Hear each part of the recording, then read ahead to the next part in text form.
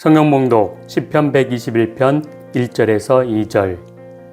내가 산을 향하여 눈을 들리라. 나의 도움이 어디서 올까? 나의 도움은 천지를 지으신 여호와에게서로다. 아멘. 하나님의 은혜와 사랑이 여러분들의 삶에 또 가정과 자녀와 또 일터와 사업장에 늘 충만하시고 추워진 꽃샘바람 가운데도 늘 강건하시기를 주님의 이름으로 축원합니다. 지금 우리는 사순절을 보내고 있습니다. 그리고 오늘은 3월 첫 주일입니다. 3월 첫 주일은 3.1절 기념 예배로 드리기도 합니다. 3.1운동 민족 대표 33인이 종교인 연합이었습니다. 그 중에서 기독교 지도자가 16명이나 된다라는 점은 기독교가 3.1 만세 운동의 중추적인 역할을 감당했다라는 것을 의미합니다. 기독교의 정신은 성경에서도 알 수 있듯이 하나님께서 베푸시는 은혜를 바탕으로 하고 있습니다. 그 은혜가 무엇입니까? 바로 구원입니다. 구원의 성격은 자유와 질서입니다. 성경에서 구원을 보여주는 대표적인 역사가 무엇입니까? 출애굽 역사입니다. 그리고 시간이 한참 흐른 뒤에 바벨론 포로 기한 역사가 있죠. 또 그 다음 신약시대에 와서는 로마로부터의 해방 역사가 이루어져야 하는데 우리 예수님은 인간 역사에 그 초점을 두지 않으시고 근원적이고 근본적인 구원의 역사에 초점을 두셨습니다. 그것은 바로 구원입니다. 죄에서의 구원입니다. 창세기로부터 시작된 죄의 문제를 해결하지 않고는 인간 역사에서 수백 번, 수천 번 해방과 자유를 얻는다 해도 계속 억압과 속박은 되풀이될 뿐입니다. 이 되풀이되는 과정을 깨달은 힌두교와 불교는 윤회 사상으로 이해하는데 힌두교는 이 윤회에 대해서 숙명론적인 입장을 취하고 불교는 거기에 반발해서 해탈의 경지를 추구하지만 결론은 인간의 의지와 힘으로 불가능하다라는 것입니다. 그래서 끊임없는 수행에 머물고 맙니다. 그러나 기독교는 인간의 의지와 힘으로는 불가능하다라는 사실을 깨달아서 하나님께 전적으로 의지하고 은총을 받습니다. 그래서 구원을 얻을 수 있게 되었습니다. 하나님께 의지할 때 자비로우신 하나님은 그 외아들 독생자 예수님을 이 땅에 보내셔서 모든 죄를 짊어지고 십자가 위에 산 제물이 되게 하셔서 죄의 문제를 해결해 주셨습니다. 이것을 구원이라고 합니다. 이 구원의 역사를 이루신 예수님을 믿는 사람들은 죄에서 해방되고 자유를 얻게 되며 그 인생을 질서 있는 삶으로 살게 되는 것입니다. 이 진리를 우리는 복음이라고 합니다. 너무나도 쉽게 구원을 얻기 때문에 복음인 것입니다. 예수 그리스도를 믿기만 하면 됩니다. 그런데도 세상은 이 복음을 믿지 못하고 여전히 윤회의 굴레에 갇혀서 구원과 동떨어져 죄의 숙명적으로 살거나 육체의 고통으로 돌을 닦는 어리석은 사람들이 많이 있습니다. 그러나 우리는 지혜로운 그리스도인입니다. 예수 그리스도를 믿고 예수님을 스승으로 삼고 사는 사람입니다.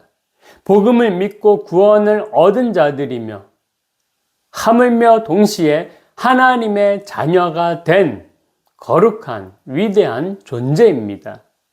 이 사실에 아멘으로 감사하시기 바랍니다. 그러므로 우리는 복음성가 가사처럼 있는 모습 그대로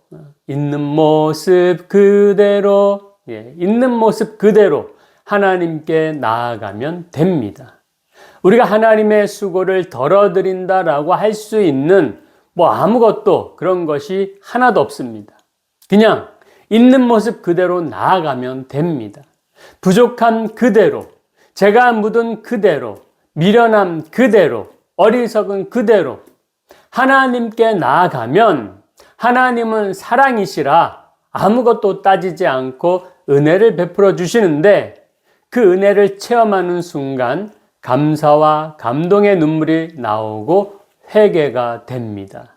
그러면 긍휼이 많으신 주님이 모든 죄를 깨끗하게 사하여 주심으로 하나님 앞에 영광스럽게 설 수 있게 되는 것입니다. 얼마나 기쁘겠습니까? 이것이 바로 구원의 기쁨입니다. 이 구원의 기쁨을 잃지 않으려면 어떻게 해야 합니까? 하나님을 언제나 바라보는 삶을 살아야 합니다. 그러면 죄 많은 세상에 살더라도 그래서 반복해서 계속 죄가 묻고 죄가 우리를 힘들게 하고 또 우리는 나도 모르게 죄와 타협하게 되더라도 다시금 하나님께로 돌이킬 수 있는 기회가 생기는 것입니다. 언제나 하나님을 바라보는 삶을 일깨우는 그러한 성경이 저에게는 오늘 본문 시편 121편입니다. 본문 시편 121편은 다윗의 시편으로서 다윗이 사무엘의 죽음을 알게 된 직후에 바란 광야에서 지은 것으로 추정을 하는데 성전으로 올라가는 노래라고 제목이 붙어 있습니다. 성전이 있던 예루살렘이 해발 800m 산 위에 있는 곳이었기 때문에 올라간다라는 표현을 합니다. 성전에 올라가는 노래. 시편 120편부터 134편까지가 모두 성전에 올라가는 노래입니다. 그래서 어떤 학자들은 이 시편 노래들이 아마도 바벨론 포로로 잡혀간 이스라엘 백성들이 다시 예루살렘으로 돌아올 때 불렀을 것이다 라고 말을 합니다. 또 다른 학자들은 유월절이나 초막절과 같은 절기가 되면은 온 유대 땅과 세상에 흩어진 이스라엘 백성들이 성전을 찾아왔는데 바로 그때 불렀던 찬송이라고 말을 하기도 합니다. 어느 쪽이든 이 성전에 올라가는 노래가 성전을 향해서 먼 길을 여행하는 순례자들의 노래라는 점에서는 동일하다라고 말할 수가 있습니다. 멀리 높이 있는 하나님의 성전, 하나님의 전을 보면서 부르는 노래였던 것입니다. 그런데 예루살렘 성전을 향해 가는 이러한 순례는 결코 쉬운 일이 아니었습니다. 성전을 찾아왔던 사람들은 모두 예루살렘 근처에 살던 사람들만이 아니었습니다. 세계 방방곳곳에서 모여들었습니다. 그렇기 때문에 어떤 사람들은 며칠이 걸려 성전에 도착했지만 몇 달 이상이 걸리는 경우도 많았습니다. 그렇다면 그들은 몇 달 동안 집을 비워야 했고 그들이 하고 있는 생업도 오랫동안 하지 못했을 것입니다. 이뿐만이 아닙니다. 순례길은 얼마나 위험했는지 모릅니다. 곳곳에 강도떼들이 숨어 있어서 순례자들의 재산과 목숨을 노렸습니다. 그 당시 긴 여행을 한다라는 것은 그야말로 목숨을 걸어야 하는 일이었습니다. 어떤 때는 사막 지역을 통과하고 또 어떤 때는 높은 산들을 넘어야만 했습니다. 얼마나 위험하고 수고스럽고 고생스러운 여행인지 모릅니다. 하지만 그럼에도 불구하고 순례자들은 계속해서 예루살렘 성전을 향하여서 순례의 길을 떠났습니다. 그 이유가 무엇일까요? 바로 하나님을 예배하기 위해서였습니다. 그들은 하나님을 예배하는 일에 자신들의 모든 것을 걸었습니다. 왜냐하면 그들에게 하나님이 가장 중요했기 때문입니다. 그들이 생업을 내려놓고 집을 떠나 위험한 순례의 길을 나설 수 있었던 이유는 오직 하나, 하나님이 아니면 그들의 인생이 헛될 수밖에 없다는 사실을 그들이 알았기 때문입니다. 그래서 시편 127편 1절에 보면은 여호와께서 집을 세우지 아니하시면 세우는 자의 수고가 헛되며 여호와께서 성을 지키지 아니하시면 파수꾼의 깨어있음이 헛되도다라고 말씀합니다. 순례의 길을 떠났던 이스라엘 백성들은 이 사실을 분명히 믿었습니다. 참으로 하나님께서 집을 세우지 아니하시면 세우는 자가 아무리 애를 써도 헛될 뿐이었던 것입니다. 하나님께서 성을 지키지 않으시면 파수꾼이 아무리 깨어 있어도 소용이 없습니다. 하나님께서 우리의 가정을 붙들어 주지 않으시고 우리의 생업을 보호해 주지 않으시면 우리가 아무리 노력한다 할지라도 소용이 없는 것입니다. 그러므로 하나님을 믿는 백성에게 가장 중요한 일은 하나님을 의지하는 일입니다. 그래서 이스라엘 백성들은 하나님만을 의지하고 예배하기 위해서 그렇게 어렵고 힘든 순례의 길을 나섰던 것입니다. 그때마다 하나님의 도움을 구하게 되는 것입니다.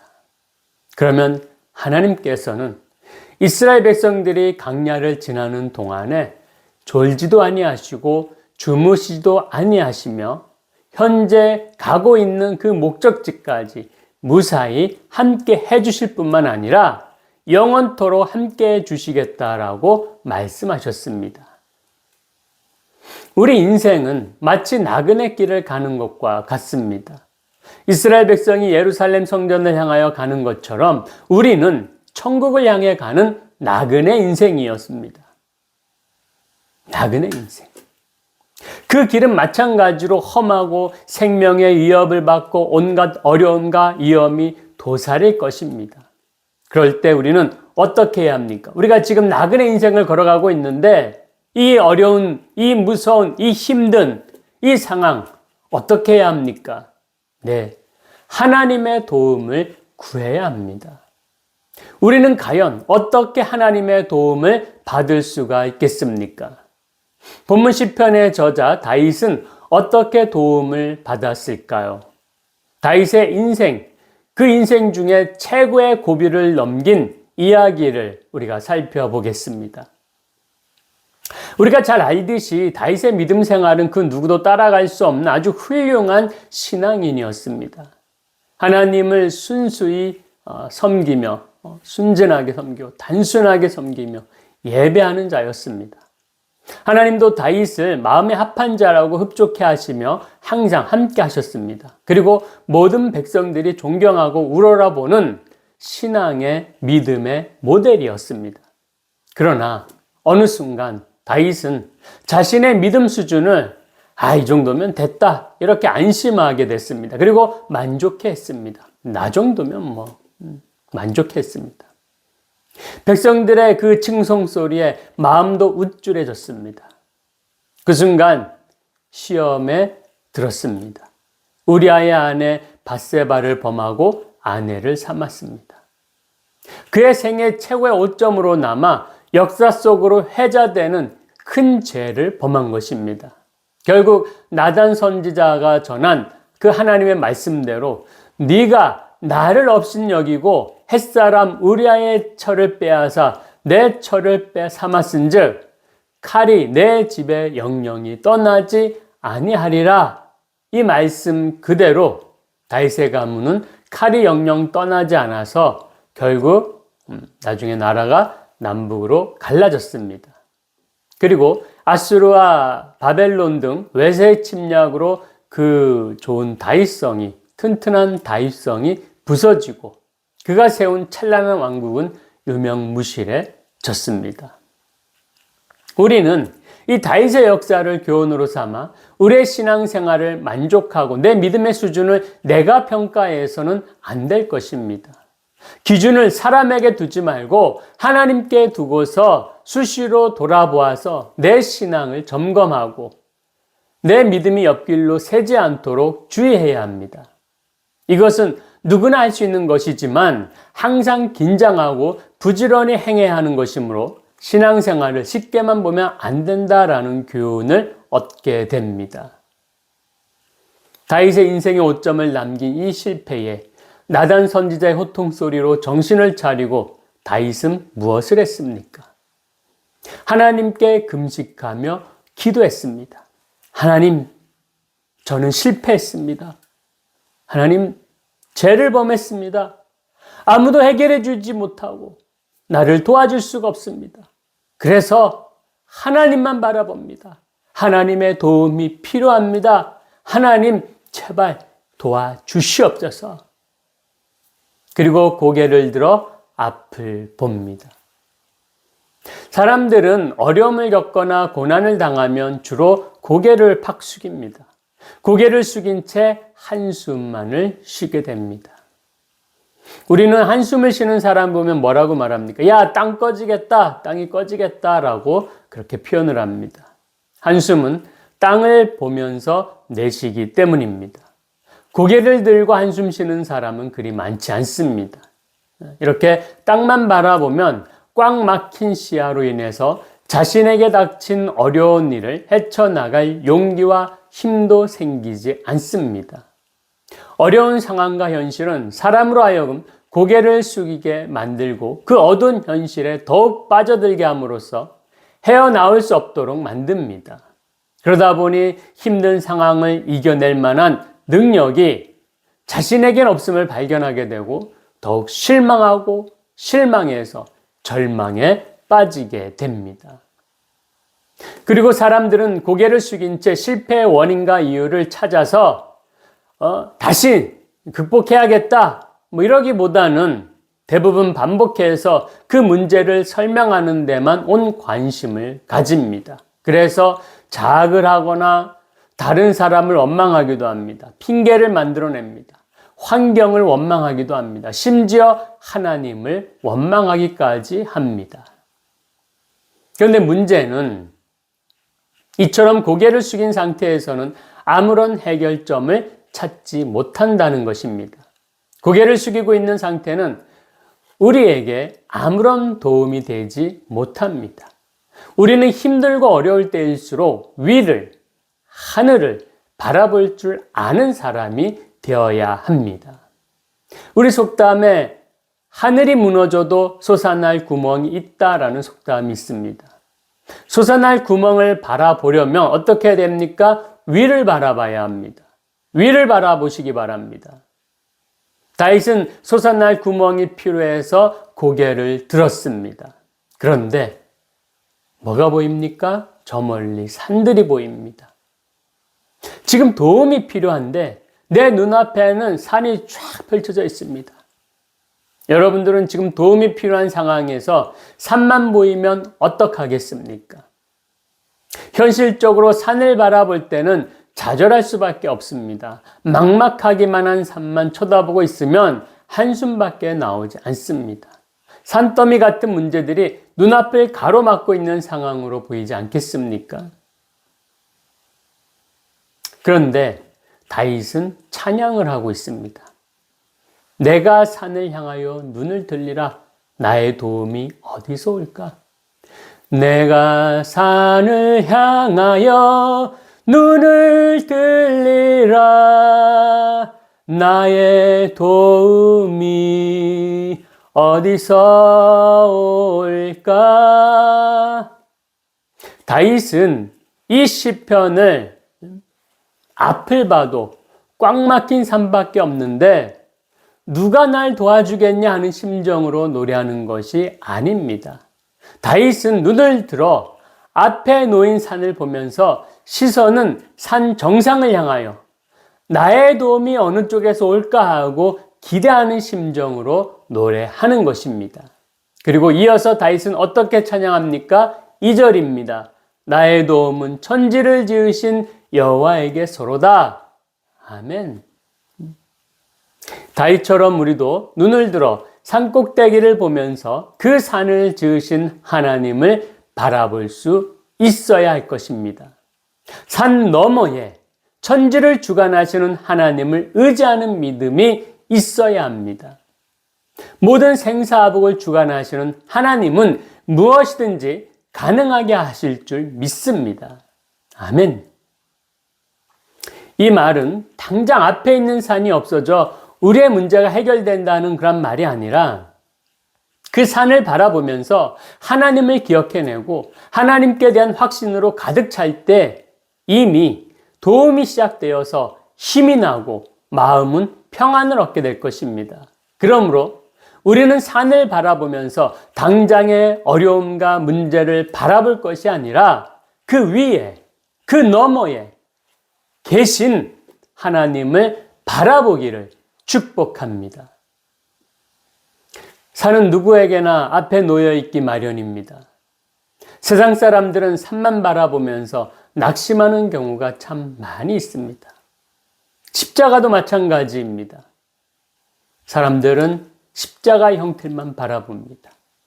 그러나 예수 그리스도는 십자가를 바라보면서 십자가 형태만 바라보지 않으시고 십자가 위에 그 너머에 구원의 하나님, 해방과 자유와 질서를 주시는 하나님을 바라보셨기에 능히 그 십자가를 짊어지실 수가 있었던 것입니다.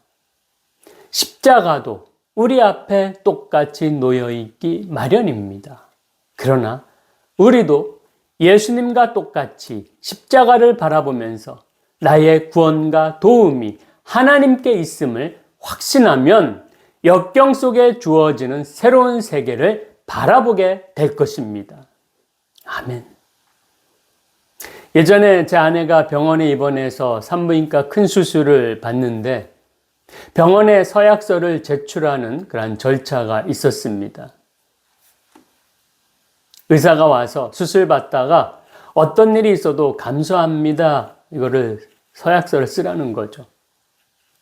지금 병원에 육체 질병을 치료받고 몸을 보호받기 위해서 왔는데 오히려 병원은 최종적인 그 보호에는 책임지지 않는다라는 그러한 뜻으로 이 서약서를 써라는 것입니다. 아무런 항고도 못하고 무기력하게 보호자란에 서명 날인을 하면서 저는 속으로 엄청 화가 났습니다.